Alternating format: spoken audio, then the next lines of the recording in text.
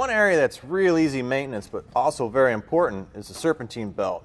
And what's nice is, it's a piece of cake to do. The one thing you want to make sure is you've sort of drawn out, at least mentally, really good, or maybe on a piece of paper, take a photo of that routing. There's a lot of little circles in there and you can get confused on how that belt went. Now in the old days, maybe you'd get 40, 50,000 miles out of a belt and you could look for cracks and things like that and you know it was bad. But with the EPDM construction, these things last a whole lot longer, which is great. 85,000 miles is where they start to kind of taper off. So you can't look at them anymore for cracks. You can get a little cheap tool and you can measure the groove depths.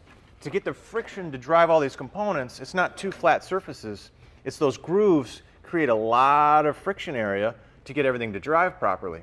And the other thing too is once they wear out, you can a lot of times get some squealing because there's an aramid fiber layer. Now that layer is what's going to keep the noise down so it's not squealing on you. So make sure you pick up like a good US made like Dayco belt.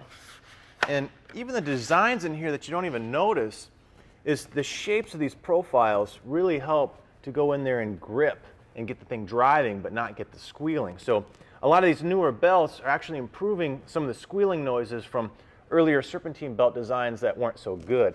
Now you want to make sure also you replace your tensioner and your idler because these things have been spinning around for 180,000 miles. And this guy's not just hanging around with a spring on it. You've got crank torsional, so every time that cylinder fires, you're pulling the belt, releasing it. Every time that AC compressor is pumping.